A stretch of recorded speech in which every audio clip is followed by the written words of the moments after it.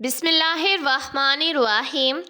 شروع اللہ کے نام سے جو بڑا مہربان اور نہایت رحم کرنے والا ہے۔ نمرا وائس سٹوریز چینل دیکھنے والوں کو میرا پیار بھرا سلام۔ السلام علیکم ورحمۃ اللہ وبرکاتہ۔ پیارے دوستو، آج ہم آپ کو ایک ایسے شخص کے بارے میں بتانے والے ہیں جس سے لوگ بہت برا اور ایک شرابی انسان سمجھتے رہے، اور جب اس کا انتقال ہوا تو لوگ اس کی لاش پر تھوک رہے تھے، لیکن جب سچائی سامنے آئی تو لوگ حیران رہ گئے اور پچھتانے لگے۔ پیارے دوستو، اس سچائی کو جان کر آپ لوگ بھی حیران رہ جائیں گے، اس لیے میری آپ سے گزارش ہے کہ پلیز اس ویڈیو کو اینڈ تک لازمی دیکھیے گا۔ پیارے دوستو، کافی عرصہ پہلے کی بات ہے کہ ملک ایران میں ایک بادشاہ تھا جو اپنی عوام سے بہت زیادہ محبت کیا کرتا تھا۔ اگر اس کے لوگوں کو کوئی بھی پریشانی پیش آتی تو اس کو اس بات کی دلی طور پر خبر ہو جاتی۔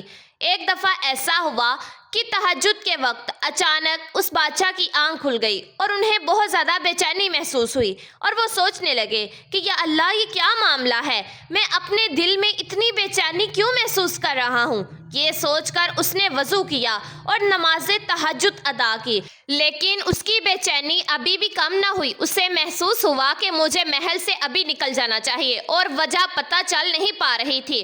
اس نے اپنے ایک سپاہی کو بلایا اور کہا کہ آج میں نے گلیوں میں گھوم کر بھی دیکھ لیا، لیکن مجھے ایسی کوئی بھی بات نظر نہیں آ رہی، لیکن میرا دل ابھی بھی گھبرا رہا ہے، بہت بے چین ہے۔ لیکن میں تو سو رہا تھا، مجھے ایسا لگا کہ کوئی ہے جو مجھے مدد کے لیے پکار رہا ہے، کوئی ہے جس کے ساتھ بہت ناانصافی ہو رہی ہے اور لوگ اسے دیکھ نہیں پا رہے۔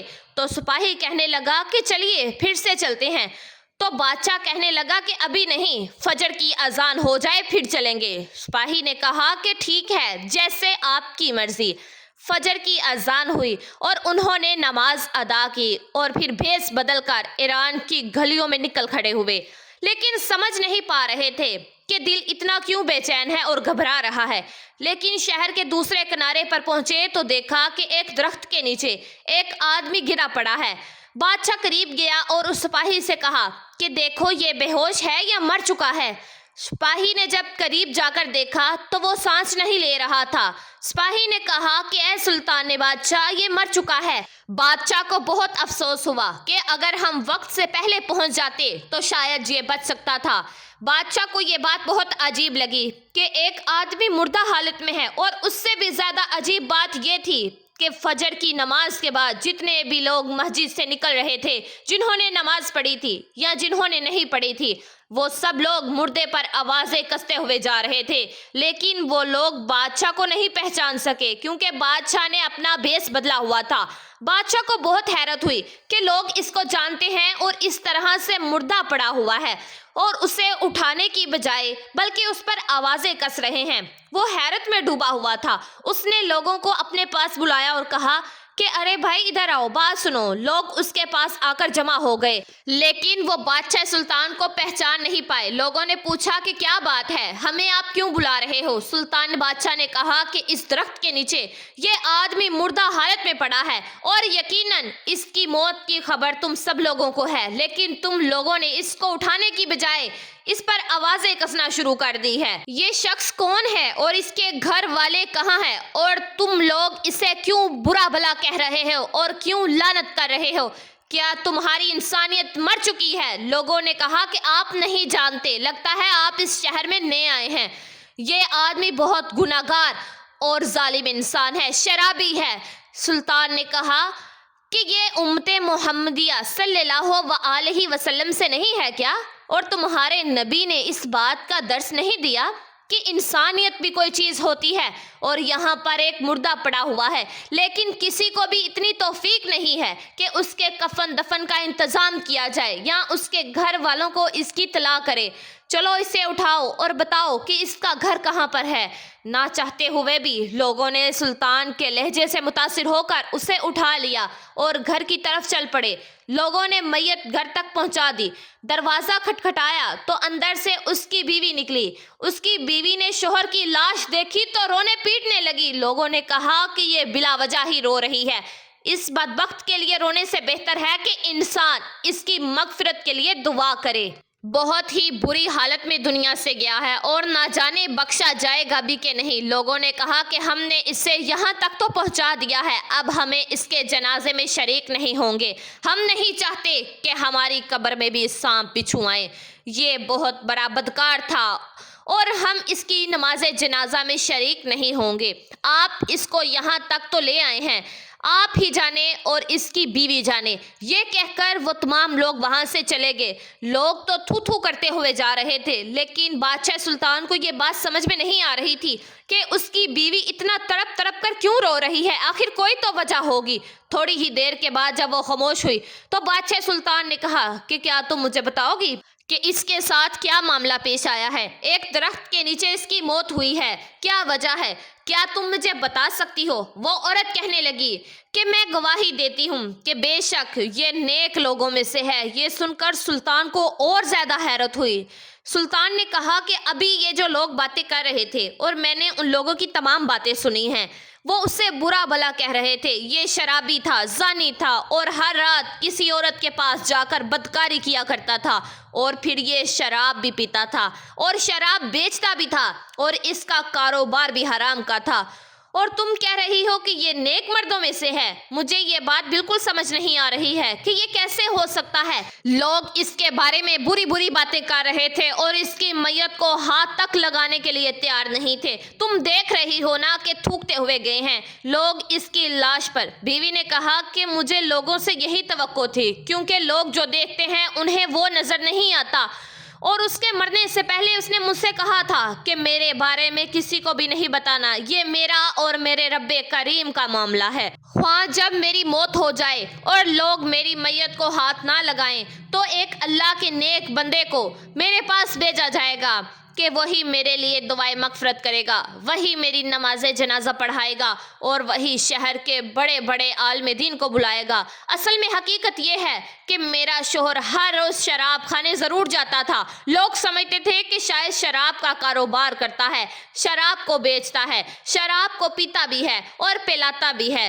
لیکن میرا شوہر شراب خانے میں صرف اس لیے جاتا تھا کہ جتنا ہو سکے وہ شراب کو خرید لے اور گھر لا کر اس کو پھینک دے، اور لوگ وہی دیکھتے تھے کہ یہ شراب خانے جا رہا ہے اور وہاں سے شراب گھر بھی لا رہا ہے، لیکن گھر میں کیا معاملہ ہو رہا ہے وہ لوگ نہیں جانتے، وہ صرف میرا اللہ جانتا ہے یا میرے شوہر کو پتا تھا۔